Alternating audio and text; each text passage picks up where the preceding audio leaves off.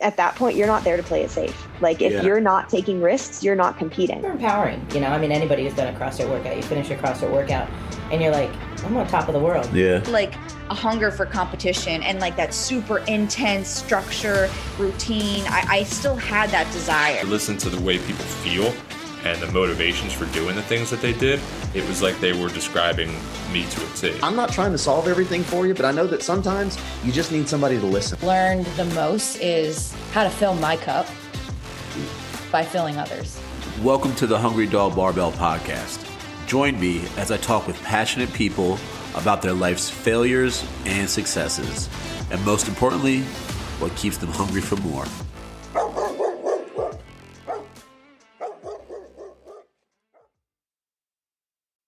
What's up, dogs? If you've been listening to this podcast for any amount of time, you'll recognize both of these people as they're both multi-returning guests in Ellia Miller and Justin Rementer. They come on to basically talk about a whole bunch of shenanigans. See you guys on the other side. I'm assuming you got penalties or something. Yeah, because Rogue is really strict with the video review. That's a good place to start because I was just wondering about this on the drive over here. One of you maybe explain to me what the letters mean in Rogue that they keep emailing to me every week? The C, the Q, all these different things. What are those? What is that stuff? The Q is the qualifier. That's if you want to compete in Scotland. The C is the community.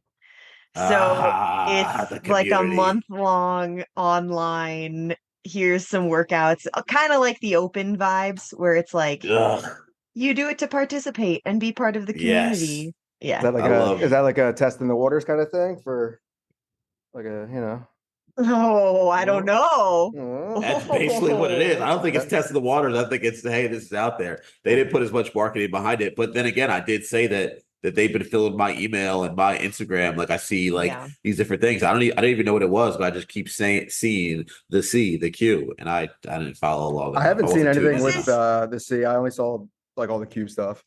This is like the second or third year they've done the C. Because I think the first time they did the Q, a lot of people signed up not knowing what it was really going to be. And it was like, your average CrossFit, like local affiliate athlete who signs up for the Q and then they can't even do any of the workouts because they're so heavy or high skill or whatever it is, because they're trying to get people to qualify for Rogue. So then they created the C, which was like, initially it was like a scaled down version of the Q workouts, but I think this year it's like completely different workouts. So yeah, that's pretty cool. Good old community. I wish I could meet those people that everyone always talks about. Another way to get a $20 registration out of people, right? I support it, man. Do your thing, whatever it is out there. But no, you know what I really want to start at, right? Like I know that all three of us like conspiracy theories. Have you guys ever heard of like the Rugrats conspiracy theory? Maybe. Have we talked about this before? Did we talk about this on or maybe someone dead or something like that the whole time? Like the kids are all like dead. Ghosts. Yeah. Yeah, and they're like the parents, like the Pickles parents are like reliving. They're like they've manifested all their coping mechanisms and like mental health problems as these kids. I remember reading something about that. Yeah, that's nuts, man. Like. So that came to my mind because the internet's so crazy. I saw this clip of Chucky. Actually, I sent it to Mel this morning. Okay. So tell her to let you see that later on. And Tommy's come over to Chucky's house, right? And he's throwing around all of his toys. And he's like, well, this is how we play at my house. And Chucky's like flipping out, like, oh, my house, my house, my house. Like, this isn't my house, it's my house, right? Like, this is how we do things here. Yeah. And I'm like, damn, Rugrats was deep, bro. Like, a lot of those old Nickelodeon crazy, cartoons, right? When you look back at it as an adult, it's like there's a lot of especially once you hit like early 30s and you realize like Tommy's parents were in like their early to mid 30s in the show and they all look like fucking run down and beat. They look like the Seinfelds from like the Yeah, exactly. That's how But like real talk, they weren't even old either, you know. No, like they that's weren't. the crazy Yeah. part. Like Yeah. you looked at like when I was a kid, I looked at them like, oh, they're like 60, those people running around New York right now getting bagels and shit. Yeah. Yo, Ellia, what was your goated animated show? Like Rugrats. Rugrats is 100% yours? Rugrats. I have seen every single episode, every single movie, every single crossover. That was my show as a kid. Crossovers were lit back then. Justin, what about you? Rocko's Modern Life was my shit. Ooh, Where's that's he a at? good one. I got my Rocko tattoo. Hey. Oh my gosh. My confirmation name's Rocko. There happened to be a Saint Rocko because of that cartoon. Hell yeah. I picked it. I But just sneaked that one in there. Look at that. Yeah, he just happened to be a saint. I got lucky. I don't know. I remember like when I was like young, I was like, this is going to be my confirmation name. I love this cartoon so much, and then I was able to do it. So that was cool. But yeah, that's another one. You look back on that. Rocko's Modern, like he was like a phone sex operator, like all kinds of crazy shit. Yeah, it's nuts, like, dude. Adult themes. Have you guys heard another adult theme one? Angry Beavers. That's my sleeper one. Ooh, oh that's my a good one. god! Yeah, I reference Beaver Toe like a lot, like more than most people probably. That and Cat Dog. Oh my god! Cat Dog was so good. When Melanie and Andrew used to compete together, we called them Cat Dog because like one was like real serious, one was like all dopey. Mel's the dopey one, Andrew's the serious one. It's hilarious. Have you guys heard the conspiracy theory about Ed, Ed, and Eddie? I don't think I know that one. I think I've heard it, but what is it? So apparently, all these kids are dead and they're stuck in purgatory. Wow, dead. And so that's why there's like a super like old-fashioned like 1920s British kid mixed in with all of them, and you never see the parents. Like you only see like the bottom half of their body, right? Yeah. That's so weird. Yeah, that's what I've heard about Ed, Ed, and Eddie. Yeah, what's up with these animators out there? Sickos, man. They got some deep-seated stuff going on. Oh my god! But that was another good one back in the day. It was like my go-to. By the time I got into Ed, Ed, and Eddie, Dragon Ball Z had taken over, and then that was like, but that's like a different realm of animated show. You know, like those other ones, I'm not really going back and watching right now. Like if I see freaking Rocko's Modern Life or like Arnold on, like I'll watch a couple minutes of it, but I would sit down and watch Dragon Ball Z right now. You know? Yeah. Like I think I don't know, maybe like the only Nickelodeon one I would like set out to watch is Doug. Maybe Doug was really good. Doug. But yeah, like all the like Dragon Ball Z. Even I just watched Avatar for like the first time. Avatar: The Last Airbender. Yeah, really good. Like I'll still like tune it, like watch that kind of stuff for sure. I never got into like that's what I watch. I never got into the anime, like Dragon Ball Z, Pokemon, all that kind of stuff. But I did really like Cowboy Bebop. That was the one anime that I would watch. I never got into like the hardcore anime, but I just rewatched a lot of Pokemon, and then like they just did like the final season with Ash like finishing off his arc, which was like a 25-year arc. I watched that, and like, you know, the final battle, they start playing like the original theme song, and I was in my basement making t-shirts, and I like started getting the chills, like goosebumps, like legit. And it was like I was like nostalgia way overload. It was so good. Wait, that's such a Northeast Philly. That's such a Northeast Philly. In my basement making t-shirts.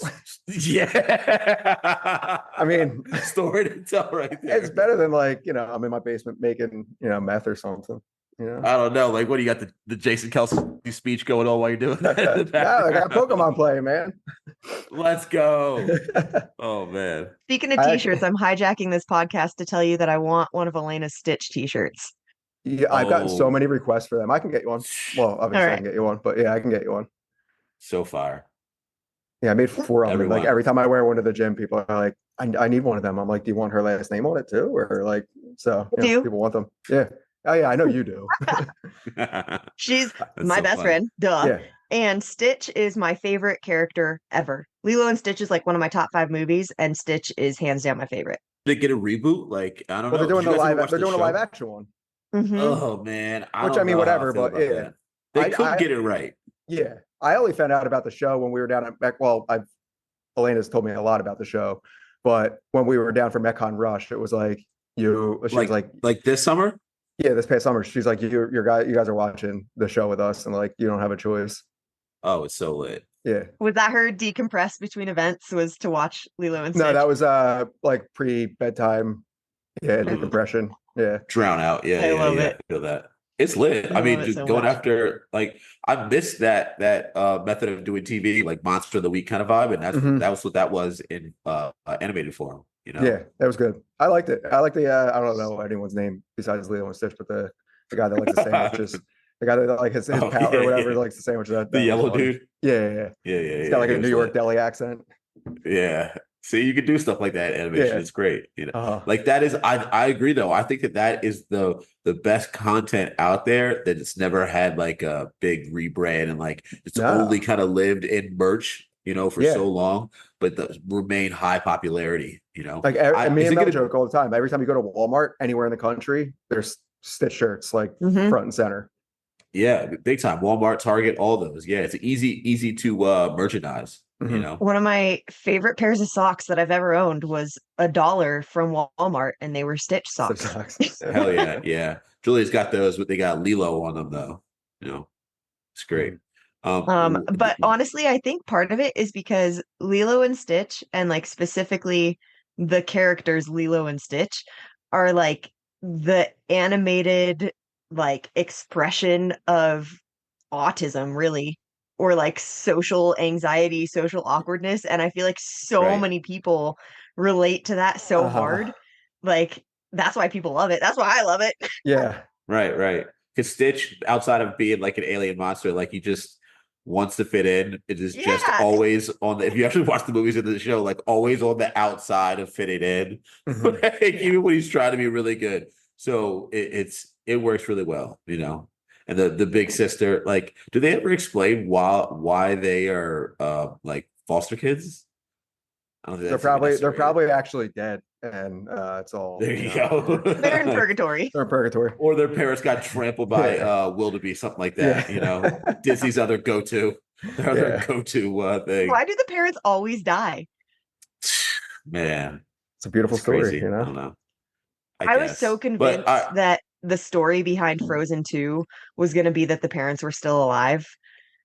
It wasn't, but I was like, they're finally going to have parents that didn't die, but it didn't happen. Isn't that one like connected to Tarzan, like something like that? I think there's a Tarzan Frozen conspiracy theory out there, like someone's family that crashes. I don't know. We'll Google that one after. Do your Googles afterwards. Yo, you know what? A memory came up. Sometimes I say some funny things. A memory of something that I posted to Facebook came up from like 6 years ago, and it said that this is before the Pet Peeve Wednesday. I hate when people ask Facebook things that's easily Googleable. Oh my God. That I put my phone right down and I stop scrolling when I see a person do that. Like I don't post anything on my Facebook except for like there you shit I'm sharing on Instagram. But that but yeah, like a lot of I'm trying to like if it's something like, yo, why does anyone know what time the sun sets today? Kind of like that kind of shit that you can just like Google. Or like, does anyone know a gas station that's in Jeffersonville? Some stupid. It's like, bro, what? Like, when does this movie come out? Dog, ask Google. Like, if you can ask Facebook, you can ask Google, and I hate that. Well, so there was a website where you could go to let me Google that for you.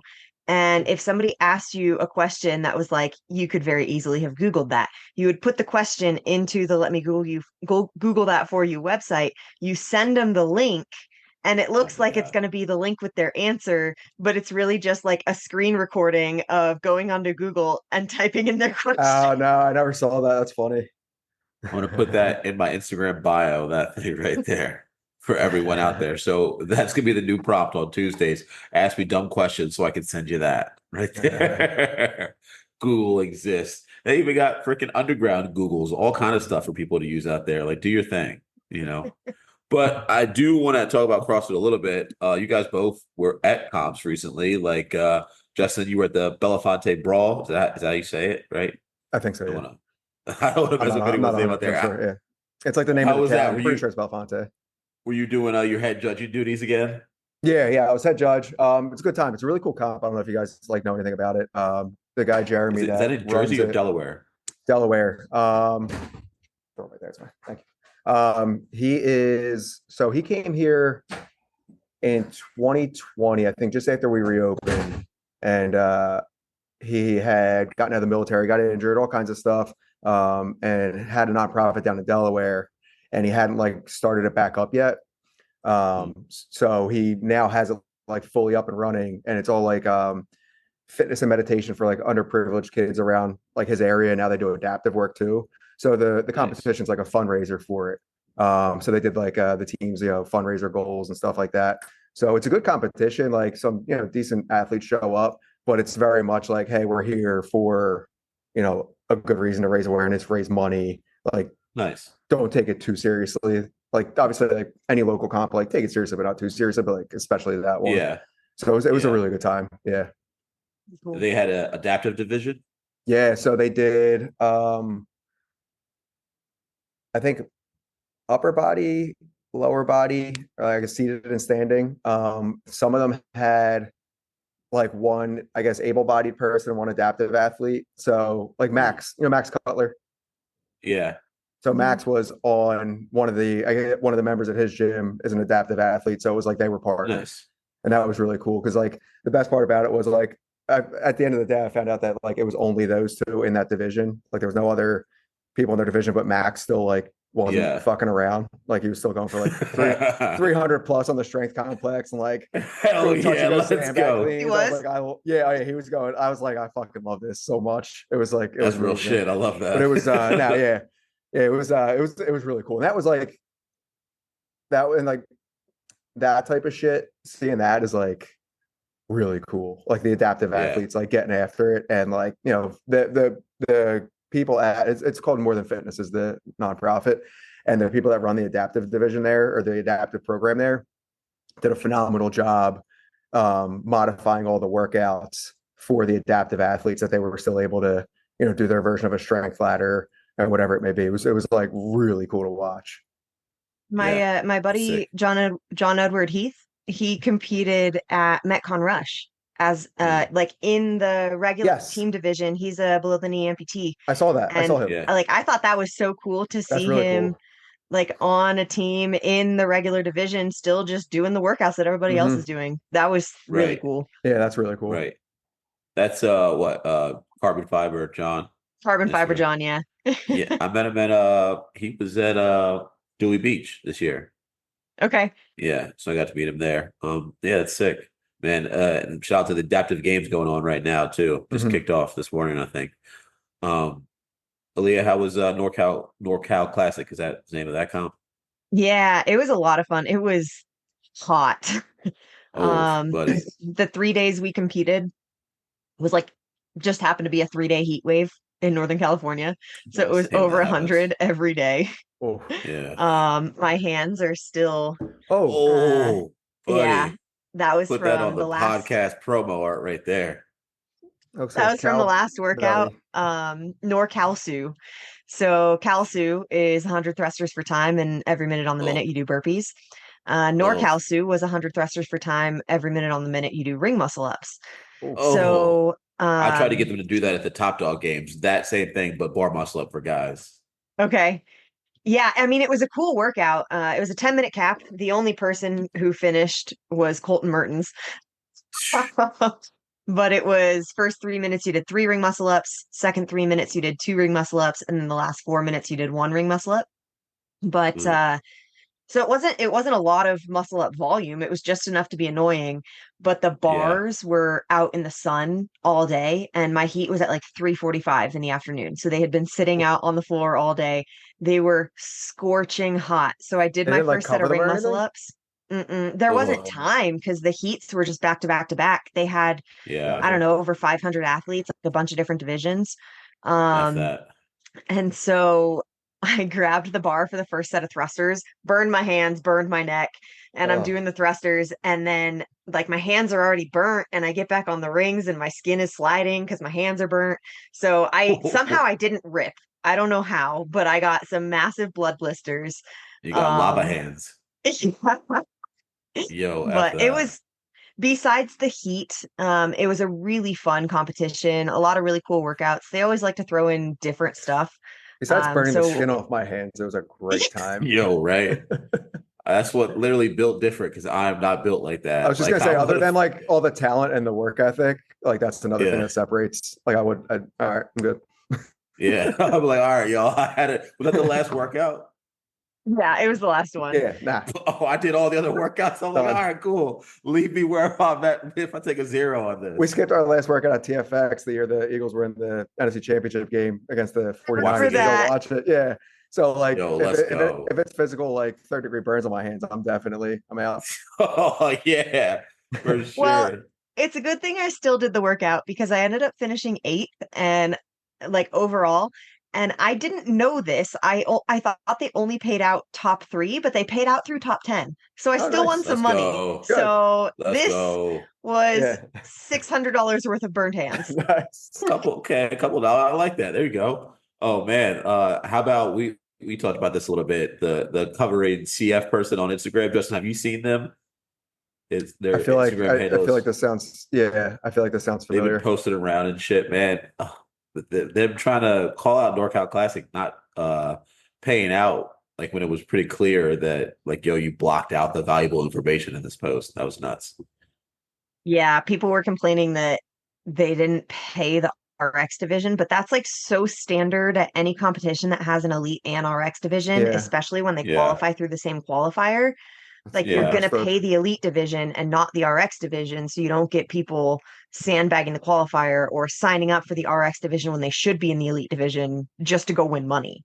Mm-hmm. Yeah. So like, and they never said on the website that they were paying the RX division. Right. So I don't know where that came from. Revisionist history. People try to get mad after the fact when they made something up. Yeah. How about, what is it? The European Championships, man? Yeah, they shut down, right? Because they haven't paid anyone in like 3 years. Did they? Yeah, they officially pull out? They didn't pay the athletes 2 years ago. Yeah. And the organizers like sold the event to somebody else for super cheap and said, here, you figure it out.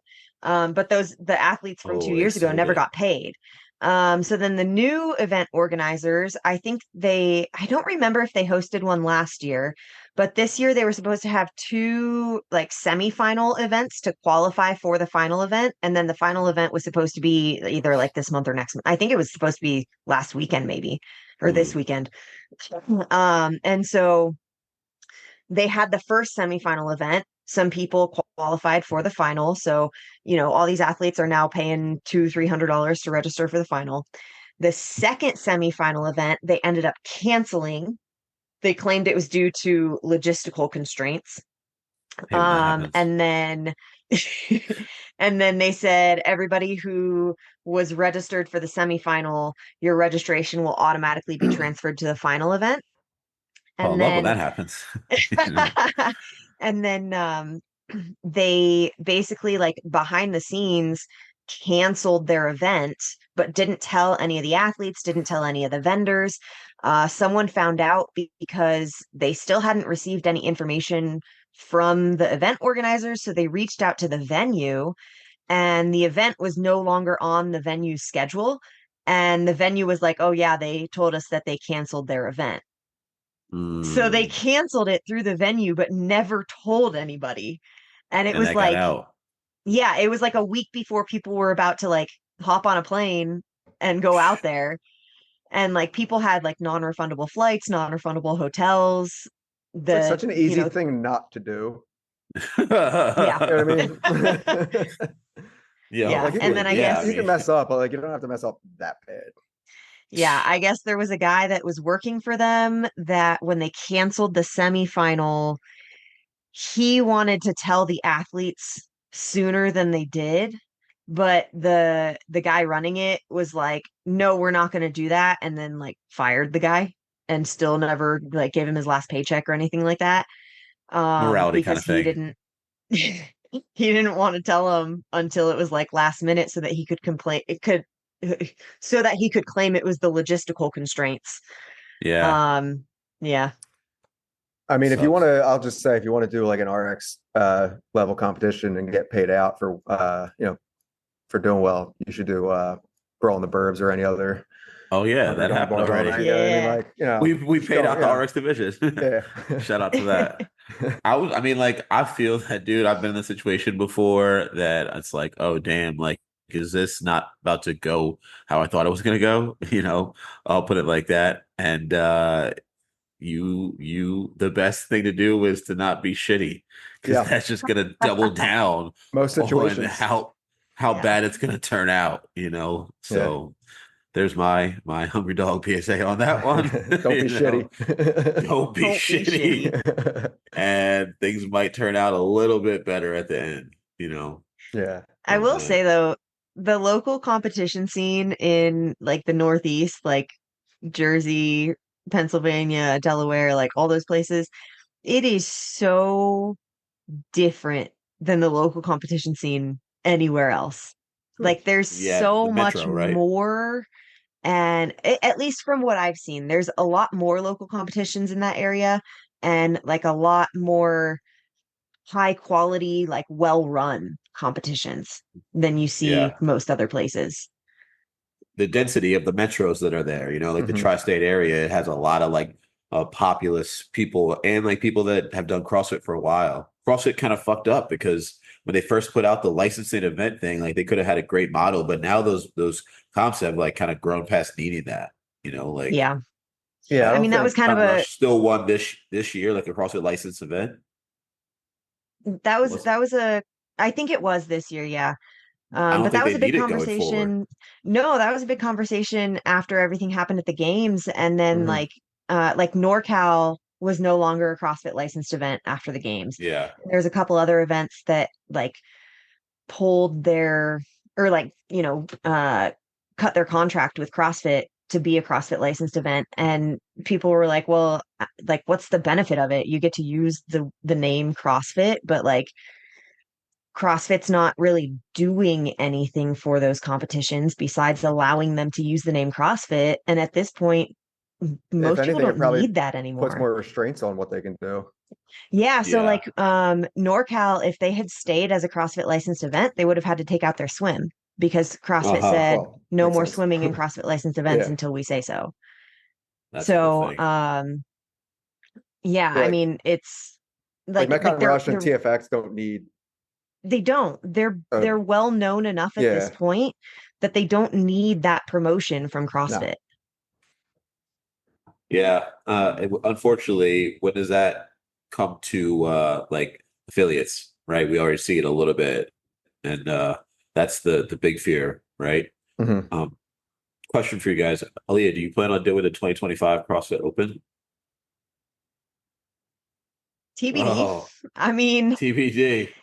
Like yes, but also there's so many unknowns right now, like waiting for them to finish this investigation, seeing what's going to happen with the PFAA. Like, is somebody else going to create a different season through something? Like, is the CrossFit season still going to exist? Is it going to exist under the name CrossFit? Is like, I think that's the I don't know. Question. Yeah, like I still want to have a competitive season next year. But I think nobody really knows what that's going to look like yet. I'm looking through this list of licensed events, trying to find the one, and there's actually so many licensed events. But yeah, I think that's the true question over like the next 3 to 5 year kind of period, right? Like, is the season is still going to look the same? Justin, what about you? Are you going to do the Open 2025? If like all things kind of remain the same as, and when I say the same, I mean like how they like have been. Like I'll still run the Open. It's different for me than it is for Ellia. Like I'm doing. I mean, not that Ellia doesn't do it. Like for she has bigger goals.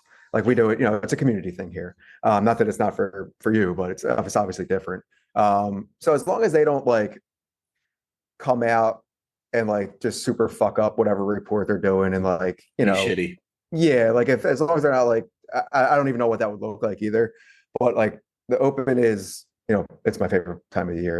It's so much fun and I get hype about it every year. And those Friday nights are my favorite Friday nights of the year. So it sucks. It's like we carry the CrossFit name, but like no one really, like none of the members here, like if anything, it deters them. Like, oh, I don't want what, like having it under the CrossFit name, like why am I giving them $20 kind of thing? And then I got to like, do my whole spiel. Like if anything, that's like more of a deterrence. But I think, I don't know if I'm just like a CrossFit boomer kind of thing. Like it's, I've been doing this so long that I'm like, no, it's the open. Like it's fun. You don't get it. Like give them $20. But like I'll still do it. I'll still, run it and try to get as many people to do it as I can, because it's just it's a great thing for the community, like within a gym. At least for us, it is. It's great. Yeah, and I really like the community aspect of it. Like it's always been a lot of fun to do that with whatever gym that I'm a part of for that season. But I think as an athlete, it's just like I understand that the value in collective bargaining is to be a united front. And so if CrossFit completely blows off the PFAA and the PFAA is like, hey, if you're not going to listen to us, we're not going to compete. Like if there's people who are still like, oh, well, I'm still going to compete anyway, because this is my chance to make the games. Like that kind of devalues the whole point of the PFAA. So, and like I am not necessarily heavily involved with the PFAA, but I am involved with the PFAA. I've helped them a lot in the past. I'm helping them with some stuff right now. Like, I want to support the PFAA because I think that it's a valuable thing to help grow and professionalize the sport of competitive fitness, whether that is under the name CrossFit or not.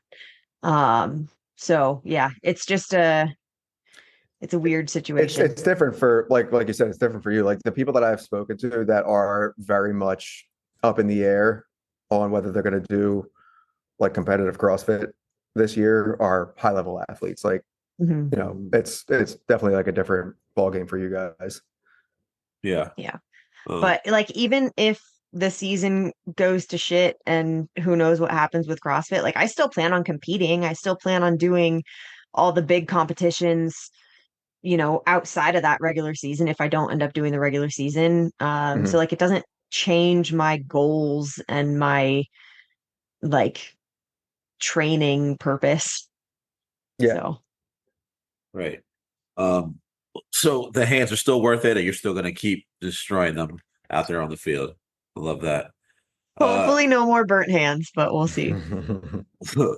Dude, like Justin and I both said earlier, I'm out. Like, nope. As soon as I put my hands on it, I feel that. Oh, bro, because I know exactly what that's like. There's that video like it went viral like a couple years ago. It was a boxing match, and dude came in like did the whole like introduction, and as soon as they rang the bell, he just got out from under the ropes and walked back into the locker room. Yeah, that would be me. I mean, I've done burpees outside at SummerSlam, so like that is a minuscule level of what you're talking about, outside on those mats. So there's a really funny clip. Andrew Hiller did a behind the scenes video for NorCal, and there's a clip in there of Lauren Stallwood, and she's talking about how hot the bars were, and she was like, I burned my hands, I burned my chest, and it cuts to her, like a video of her on the competition floor. She picks it up for the first thruster, and she drops the bar, and she goes, and she like shakes her hands, and she rubs her chest. It was so funny. Bro, yeah, if it's like that, I'm out. I'm cool. It's nuts. That's nuts, bro. Oh my God. That heat like that. So if the third demand of the PFFA is to go through, right? Like if they force Castro to resign, and like we don't have to talk about our opinions on that, could anyone else, any other one person run the games? And do you think one person should like run the whole like game season, I guess, if that was to happen? Yeah, I mean, I think I was listening to someone, it might have been Tommy on Talking Elite Fitness, I don't remember, but someone was talking about like it doesn't need to be a singular person that is the face of the CrossFit Games. Like it's like the NFL, like you don't really know or care who runs the NFL. You're gonna show up to watch the teams that you like and watch the athletes that you like, and like it doesn't matter who's running the NFL. it matters who's playing and how they're playing, you know? I would say that in response to that, that CrossFit is not as big as the NFL. CrossFit's match would be more similar to like WWE. And in WWE, like they have Vince McMahon and they have the data that when he's not around, it goes down. And even right now, when he has like puffy like lawsuits against him, like Diddy like lawsuits against him, that still generates eyes, ears, and impressions for the WWE or whatever it's called right now. That's a great comparison too, because like it's like a character, like a common villain character, but like unfortunately, the CrossFit side of it, like there's like people, and I'm only I've never been to the CrossFit games. I don't I don't have a ton of experience with like that, but judging by like what you've heard from athletes that have been there forever with like safety concerns, like now we're talking about like, not that like I don't want to offend any professional wrestlers. I'm not saying that you guys don't take bumps and bruises and stuff, but like there's real shit at stake now. So it's like, all right, common enemy, villain, character, but now like it's a little more costly at this point. A little dire. Yeah. I think that McMahon may be the character that he plays even worse in real life.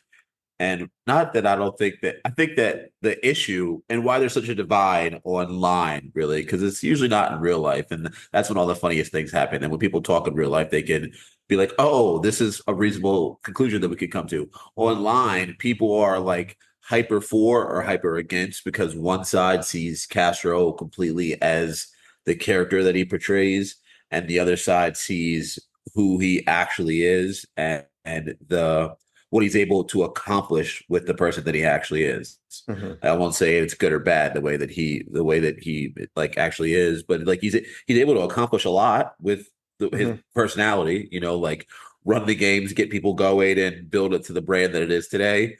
That personality that achieves success, like it can also rub some people the wrong way. So those are the two different sides that people are hyper for or hyper against, and they clash in the comments, so like, I'm like back and forth, do we need one man to be helming the show? Or do we need like a group of people to come together and try to collaborate? Like, and I could be completely wrong on this, but it seemed like when Boz was there, it was like a collaboration between things. And like, I read Castro's book, and in the book, it's more like, all right, this is kind of my vision. These are the parts that I'm going to go do. These are the parts that I'm willing to delegate to you, and you to go do, Yeah. That's just the ways that it seems. It was like, I don't think it was Boz's decision to not be involved in the individual programming this year and just be in charge of the teams. I think he was told by Dave, this is what's going to happen. And he didn't have a choice. And it, like you said, it seemed like it was a more collaborative production when Boz was in charge during the time that Dave was gone. And like, even with a collaborative production, like, okay, yeah, sure, Boz was the face of the games during that time, but it was still a successful game season. Like, right. It wasn't like Dave disappeared and everything fell apart. Like, they still ran. People say that online, though. The house burned down.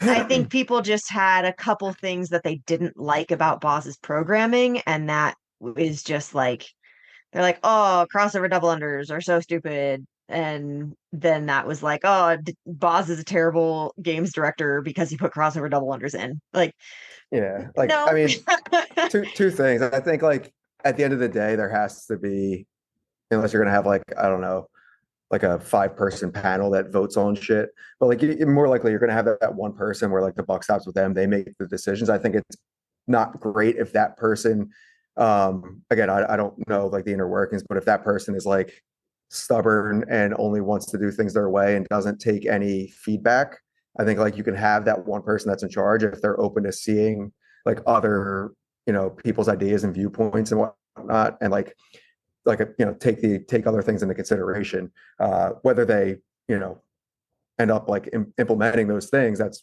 one thing or another. But from what you hear, it's very much like my way, the highway kind of stuff.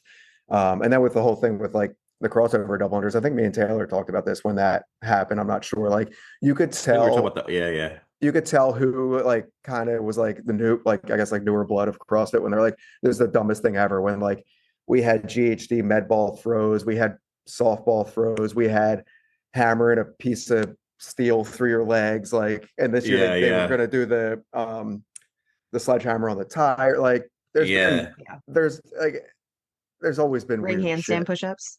That oh my, now that was the worst time in CrossFit. Oh my god, I remember kicking, and because they had the guys go high and the girls go the low one. So then I'm at freaking CrossFit Apex back in the day trying to do that when I only have like 3 regular handstand push-ups. You know, talk about this is that's like right after the outlaw days. You know, yeah, like it's, I mean, like for as popular as CrossFit has grown, like it's always been a dumpster fire in some way. Like there's like you were like we kind of like that. Ellia was saying, like, I'm not sure if I'm going to do the open because I'm not sure what the competitive season is going to look like. Like every 2 years, we don't know what the competitive season is going to look like. Like there's been more times in my 10 years as an affiliate owner where I've had to talk to members and like conversations were driven by like weird, outrageous, like negative things that have come out of like HQ or Castro or whatever. Then there has been like, oh, like I think it's really cool that they're trying to do this. It's always like, oh, what do you think of, you know, what Greg said? What do you think of this? What do you think of, like, it's always like some controversial story. But you know, we still love it. And that, like, that's what people have talked a lot about is like on the sport side of things, like all these podcasts and media sources and whatever, they're like, we just want to talk about like the cool things that these athletes are doing and like the amazing accomplishments that are happening throughout the season. But we always end up talking about the shit that's going on with the, you know, admin or logistical side of things or some big issue that came up. Like there's never an opportunity to just talk about the sport for what it is. It's always talking about some controversy. Mm-hmm. Yeah. And if they don't talk about that stuff, then people are trying to cancel them online, saying that they're not talking about the well-rounded. Or exactly, that stuff. That always sucks. And I think like what Justin was saying too, or what both of you guys really saying, like it comes back to 2 things. Like CrossFit is a media company at its heart. Like that's actually what it's filed as, right? And then 2, a lot of people that gravitate towards it are like counterculture kind of people, like subculture kind of people. And you put those 2 things together and they're going to create like headlines that pop for those people, you know? So that's always what's at the top, like these salacious headlines that are just like upsetting the community and really just firing you up to have some kind of strong opinion on things, you know? And it sucks, but that's like not only the CrossFit world that we live in, but the major world that we live in, you know, the world at large. I miss the days where like the most controversial thing about CrossFit was like kipping pull-ups. Oh my god! That's what we had to defend online. Right. Like, was Rich going to win another one next year? Was Josh Bridges going to come back? Like, those were the days. It's like common sports banter. Like that's you know. Yeah. What a time. But speaking of the crossover dubs, right, and Boz, like at the NorCal Classic, they had that one workout that was like all the shit up on the gymnastics bar, right? Like, and Boz wasn't he the one that implemented the what are they, not the crossovers where you go upside down over the pullovers and all, and like the pirouette handstand walk and stuff like that? Did that, you tell us, did that like pop up after that, or were people already creative in the gymnastics world, like at CrossFit events, or did like Boz cause that to explode? From what I've seen and experienced, I think Boz was kind of a big catalyst behind that. And like, it makes total sense because if you think about it, we are always trying to do crazy stuff with weightlifting. We're always trying to lift more weight. We're always trying to do cool complexes. Like you see crazy complexes in weightlifting. So like, why is it different to see a complex in gymnastics or to see a higher skill movement in gymnastics?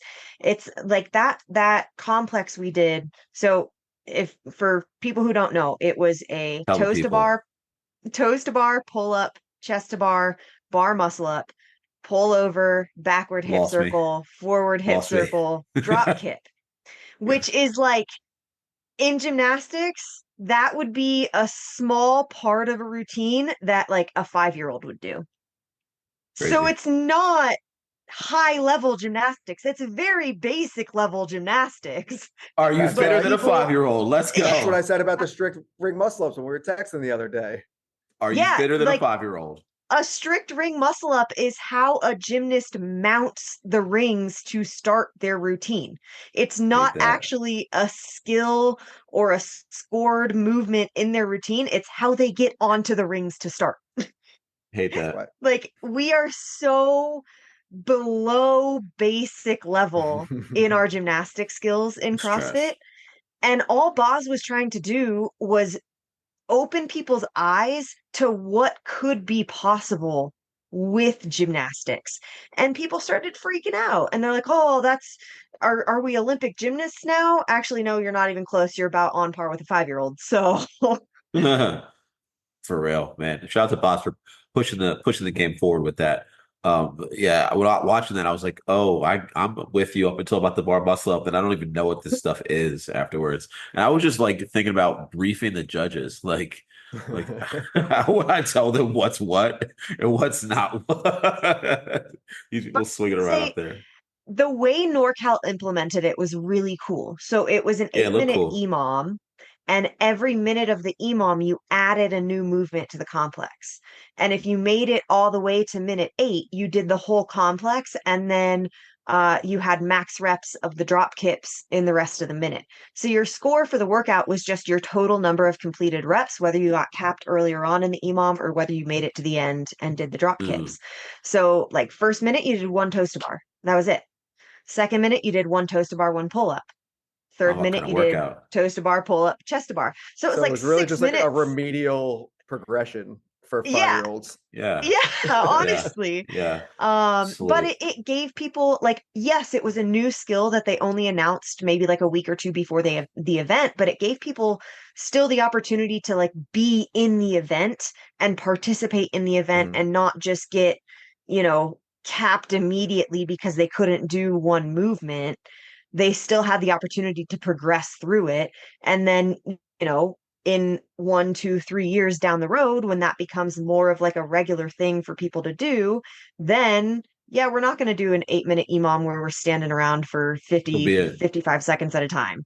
Like it's going to be a more challenging version of that. But it's the same with like handstand walks. When you first put handstand walks in a competition, it's like, okay, you got to get 5 feet at a time. And now it's like, NorCal, we had to do 30 feet unbroken forward, 30 feet unbroken backward, or like, semifinals, I've had to do 45, 50 feet, 72 feet, like whatever. And so like handstand walking has progressed, but it started very basic, 5 feet at a time. I was going to say, it's like, it's, you need to find a way, like to an extent, obviously, like to progress like the movements in the sport. Cause like the way the sport's progressed is fucking crazy over the last decade. And like you think back to like, when I first started in 2010 and I was like at my college's gym, like when I couldn't make it to Generation doing like handstand push-ups in the racquetball court, people thought like it was like, the most outlandish, crazy thing people have ever seen. And that's like the bare minimum barrier to entry to like an upper body gymnastics pressing movement now. Like that's like baseline. Yeah. Oh man. So let's wrap it up with like the most impressive question, right? Like, what do you guys think is more impressive? A 50-foot legless rope climb that you have to like keep climbing the whole time and climb your way down, or 75 unbroken ring muscle ups? And think about what they're called for a second. What do you think, Justin? Strict or kipping? Either. Strict, that's crazy. If you could do, let's let's be human. 75 ring muscle ups because of the same thing I said in our group text the other day. I bet I could find a 5 to 7-year-old that could do a 50-foot legless rope climb off the street. Off the street. The amount of times I've been to competitions and I see just kids like messing around on the ropes, and I'm like, I wish I could do that. Sure. It's true. Kids are strangely good on rope climbs. Like handstand walking into rope climbs. I also have seen a girl, I can't remember who it was. It might have been Delia. One of the female teen athletes a couple years ago did like 71 unbroken bar muscle ups. Yes. Yeah. So like I think she was a misfit athlete at the time. Oh, I think you're right. Yeah, I remember that. I can't remember her name. Was it Ashley Trebecki? Is that a name? So. I remember seeing that. Is that a name? So like I've kind of halfway seen 75 unbroken ring muscle ups, except it was 71 unbroken bar muscle ups. Shoot. How long did that take? It was like 3 or 4 minutes, I think. Like she was on the bar for a long time. That's nuts. But I also, I don't know, the height factor of a 50-foot legless rope climb. Right? Is like it's gonna terrifying. Like, are they wearing a harness? And climbing down. Nah, bro, you're just strapped in there. Like there's risk. No harness on a 50-foot legless rope climb. Yeah, that's what I'm saying. Climb up and climb down, bro. All right. I'm gonna say that's more impressive and also much stupider. All right, no harness. I'm going the rope climb then, because that's more impressive that someone would attempt it with no harness. I mean, you think about it, like people like that, that movie Free Solo. People be climbing crazy mountain landscapes with nothing attached to them. So that's terrifying. Does that shit for movies. He's like, it's insane. Who does? Tom Cruise. Tom Cruise. Oh my God. It's about dedication to your craft out there. Tom Cruise is the SpongeBob of freaking action movies. Well, I think Tom Cruise is comforted by the fact that, if he dies, he just hops on that comet and flies away, right? It would be pretty comforting. What's the name of that freaking Scientology? Yo, man, I need to believe in something so deeply like that. It's crazy. We watched one of the docs. It's about it's not Scientology, but some influencer TikTok dancer girl. She got into one of those like cults out in California. Oh, the 7M cult. Yeah. And we watched that about her. And so now, like, I guess the other sister is married to a football player or something like that. So Julia has like updates me on her life. I'm like, babe, these people are psycho. I don't care about them. So I watched that documentary when it came out. And it was so crazy because I get like 3 minutes in and all these Instagram names are popping up with people who are like are or were involved in the cult. And I was like, I follow all of them. I watch their videos all the time. Yep. And then it turns out they're all in this weird cult. That's nuts, man. That was recent, right? Psycho. That one. Mm-hmm. Yeah, that was. The first one we watched was like the Twin Flame cult, which was like kind of similar. That was a fun one. Mm-hmm. That was a good one. The cult stuff. Yeah, the dancing one was, I think, like 3 or 4 months ago. The documentary came out. Delia Elizabeth. Delia Moises, yeah. That is who it was. Unbroken. Was it 75? 75. Oh nuts. man! It took over 7 minutes. Okay, I was way off. 7 minutes of bar muscle ups. Well, I'm sorry, you'll climb a 50-foot rope, and then you can be more impressive out there, homegirl. But also, what we were talking about, like kids are these tiny little things, like they weigh a piece of paper, and Delia was tiny when she did that. And I think she was a gymnast, right? When she was younger, or she still is. I don't know. That would make sense. So like, a 40-pound gymnast just flying up on the bar for 75 reps. Yeah. It's nuts. Well, there you go, folks. We've broken it all down for you. Rugrat conspiracy theories, who should take over CrossFit, and what's the most impressive thing out there.